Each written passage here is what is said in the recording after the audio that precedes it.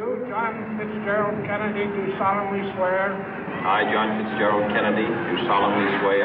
That you will faithfully execute the office of President of the United States. That I will faithfully execute the office of President of the United States. And will, to the best of your ability.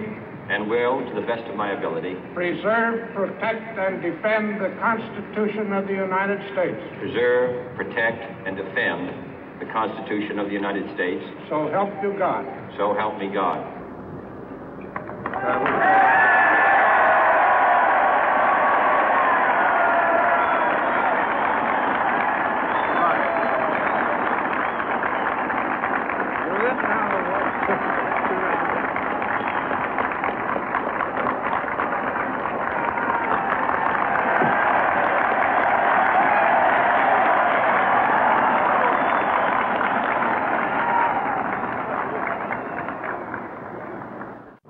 Vice President Johnson, Mr. Speaker, Mr. Chief Justice, President Eisenhower, Vice President Nixon, President Truman, Reverend clergy, fellow citizens.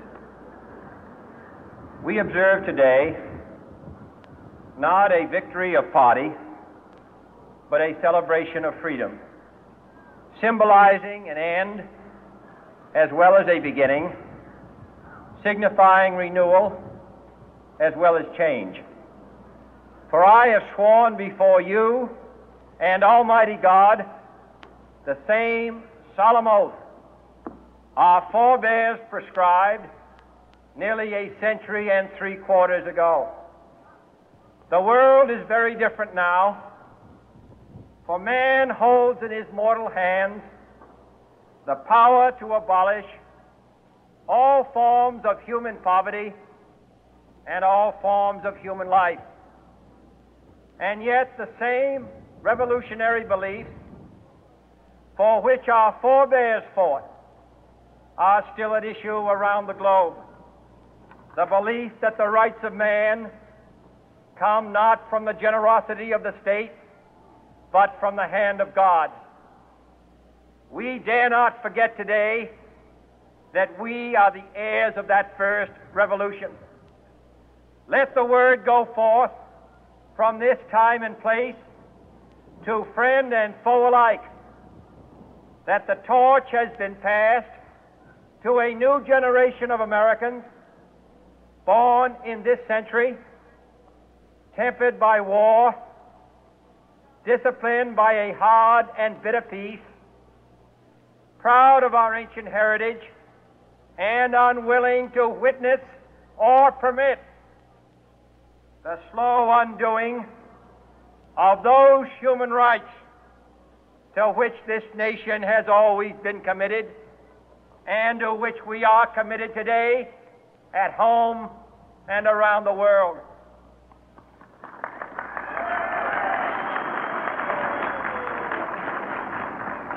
Let every nation know, whether it wishes us well or ill, that we shall pay any price, bear any burden, meet any hardship, support any friend, oppose any foe to assure the survival and the success of liberty.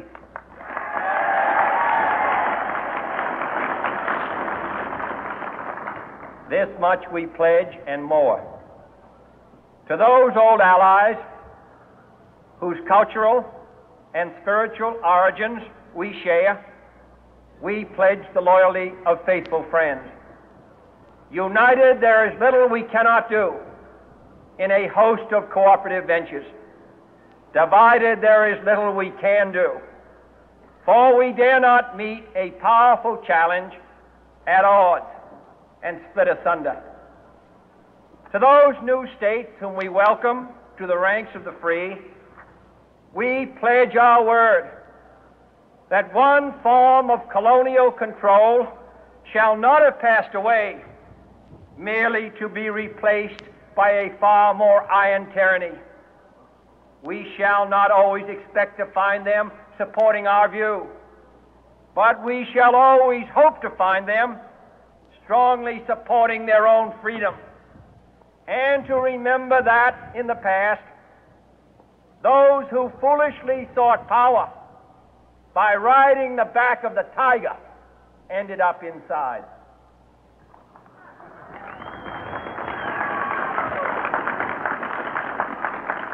To those people in the huts and villages of half the globe struggling to break the bonds of mass misery, we pledge our best efforts to help them help themselves for whatever period is required, not because the communists may be doing it, not because we seek their votes, but because it is right. If a free society cannot help the many who are poor, it cannot save the few who are rich.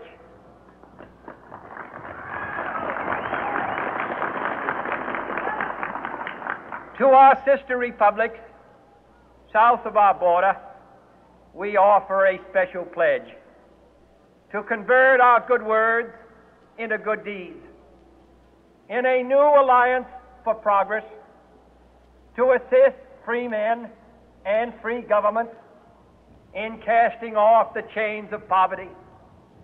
But this peaceful revolution of hope cannot become the prey of hostile powers. Let all our neighbors know that we shall join with them to oppose aggression or subversion anywhere in the Americas. And let every other power know that this hemisphere intends to remain the master of its own house.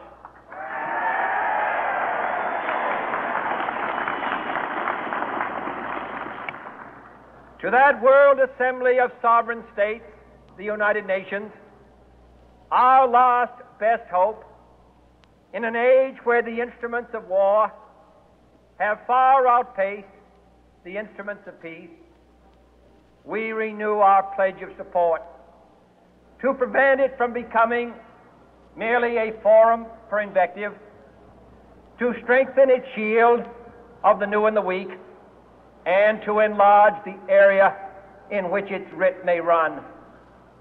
Finally, to those nations who would make themselves our adversary, we offer not a pledge, but a request that both sides begin anew the quest for peace.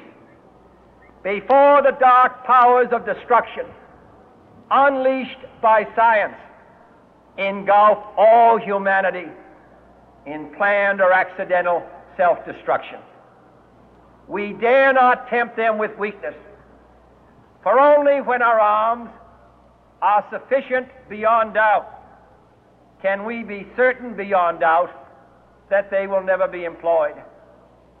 But neither can two great and powerful groups of nations take comfort from our present course, both sides overburdened by the cost of modern weapons, both rightly alarmed by the steady spread of the deadly atom, yet both racing to alter that uncertain balance of terror that stays the hand of mankind's final war. So let us begin anew, remembering on both sides that civility is not a sign of weakness, and sincerity is always subject to proof. Let us never negotiate out of fear, but let us never fear to negotiate.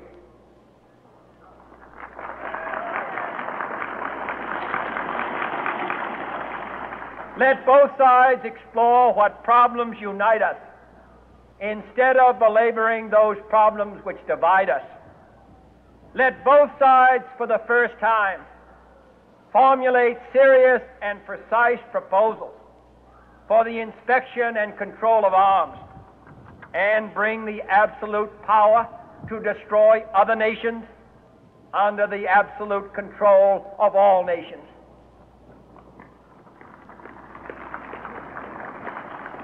Let both sides seek to invoke the wonders of science instead of its terrors.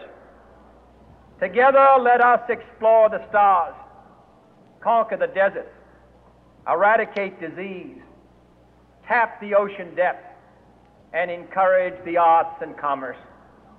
Let both sides unite to heed in all corners of the earth the command of Isaiah to undo the heavy burden and let the oppressed go free.